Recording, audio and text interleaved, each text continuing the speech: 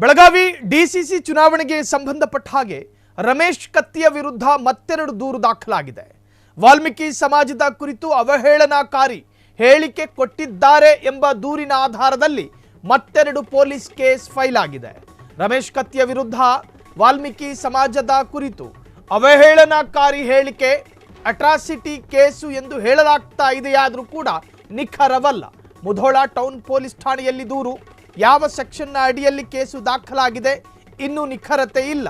ವಾಲ್ಮೀಕಿ ಸಮಾಜ ಕುರಿತು ಅವಹೇಳನಕಾರಿ ಹೇಳಿಕೆ ಕೊಟ್ಟಿದ್ದಾರೆ ಎನ್ನುವ ಆರೋಪ ಮುಧೋಳ ಟೌನ್ ಪೊಲೀಸ್ ಠಾಣೆಯಲ್ಲಿ ದೂರೊಂದು ದಾಖಲಾಗಿದೆ. ವಾಲ್ಮೀಕಿ ನಾಯಕ ರಮೇಶ್ ಕತ್ತಿ ಹೇಳಿಕೆ ಸಮಾಜಕ್ಕೆ ನೋವು ತಂದಿದೆ, ಸಮಾಜದ ಒಂದು ಸಮುದಾಯದ ಭಾವನೆಗೆ ಧಕ್ಕೆ ತಂದಿದೆ. ರಮೇಶ್ ಕತ್ತಿ ಹಂಗೆ ಮಾತನಾಡಬಾರ್ದಿತ್ತು, ವಾಲ್ಮೀಕಿ ಸಮಾಜದ ಕುರಿತು ಇಷ್ಟೊಂದು ತಾತ್ಸಾರವಾಗಿ ಮಾತನಾಡುವಂತಹದ್ದು. ಜನಪ್ರತಿನಿಧಿಯಾಗಿ ಮುಧೋಳ ಟೌನ್ ಪೊಲೀಸ್ ಠಾಣೆಯಲ್ಲಿ ದೂರು, ವಾಲ್ಮೀಕಿ ನಾಯಕ ಮಹಾಸಭಾ ಹಾಗೂ ವೀರ ಸಿಂಧೂರ ಲಕ್ಷ್ಮಣ ಯುವ ಸೇನೆಯಿಂದ ದೂರು ದಾಖಲಾಗಿದೆ. ರಮೇಶ್ ಕತ್ತಿಯನ್ನು ಕೂಡಲೇ ಬಂಧನ ಮಾಡಬೇಕು ಅಂತೇಳಿ ಸಮಾಜದ ಮುಖಂಡರು ಆಗ್ರಹಿಸ್ತಾ ಇದ್ದಾರೆ. ಸಮಾಜದ ವಿರುದ್ಧ ಅವಹೇಳನಕಾರಿ ಹೇಳಿಕೆ ಸರಿಯಲ್ಲ. ರಮೇಶ್ ಕತ್ತಿ ಹೇಳಿಕೆ ಸಮಾಜಕ್ಕೆ ನೋವು ತಂದಿದೆ. ಇದು ಯಾವುದೇ ಸಮಾಜ ಆಗಿರಲಿ, ಆ ಸಮಾಜದ ಭಾವನೆಗಳ ಜೊತೆಯಲ್ಲಿ ಚೆಲ್ಲಾಟ ಆಡೋದು ಸರಿಯಲ್ಲ. ಕಾನೂನು ಕೂಡ ಅದನ್ನು ಒಪ್ಪಿಕೊಳ್ಳುವುದಿಲ್ಲ. ಒಂದು ಧಾರ್ಮಿಕ ಭಾವನೆ, ಆ ಧಾರ್ಮಿಕತೆಯ ಆಚಾರ ವಿಚಾರಗಳ ವಿಚಾರದಲ್ಲಿ ಅವಹೇಳನಕಾರಿ ಹೇಳೋದು ಅಥವಾ ಒಂದು ಸಮುದಾಯಕ್ಕೆ ನೋವುಂಟು ಮಾಡೋ ತರಹದ ಭಾಷಣವನ್ನು ಮಾಡೋದು, ರಾಜಕಾರಣ ಅಥವಾ ರಾಜಕೀಯ, ಆ ರಾಜಕೀಯಕ್ಕೋಸ್ಕರ ಏನು ಬೇಕಾದರೂ ಮಾತನಾಡಬಹುದಾ? ಅದನ್ನು ನೋಡ್ಕೊಂಡು ಕಾನೂನು ಸಹಿಸಿಕೊಳ್ಳುತ್ತಾ?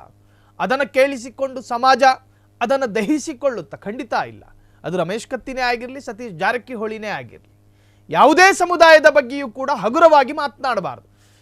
ಒಂದು ಕಡೆ ಕತ್ತಿ ಹೇಳ್ತಾರೆ, ನಾನು ಆ ವೇದಿಕೆಯಲ್ಲಿ ಭಾಷಣ ಮಾಡುತ್ತಿರುವಾಗ ನನ್ನ ಉದ್ದೇಶವೇ ಬೇರಿತ್ತು, ನನ್ನ ಭಾಷಣದ ಸಾಲುಗಳೇ ಬೇರಿತ್ತು, ನನ್ನ ವಾಗ್ಝರಿಗಳೇ ಬೇರೆ ಅರ್ಥದಲ್ಲಿತ್ತು, ಅದನ್ನು ತಿರುಚಲಾಗಿದೆ. ವಾಲ್ಮೀಕಿ ಸಮಾಜ ಅತ್ಯಂತ ಗೌರವಾನ್ವಿತವಾದಂತಹ ಸಮಾಜ. ಆ ಸಮಾಜವನ್ನು ವಿಶ್ವಾಸಕ್ಕೆ ತೆಗೆದುಕೊಳ್ಳುವಲ್ಲಿ ನಾನು ಯಶಸ್ಸನ್ನು ಕಂಡಿದ್ದೀನಿ. ಅವರೂ ಕೂಡ ನನ್ನ ಒಂದಷ್ಟು ಬೆಂಬಲಿಗ ಸ್ಥಾನಕ್ಕೆ ಆಶೀರ್ವಾದ ಮಾಡಿದ್ದಾರೆ. ಅಂತಹದ್ರಲ್ಲಿ ನಾನು ಅವರನ್ನು ಅವಹೇಳಿಸೋದಾ?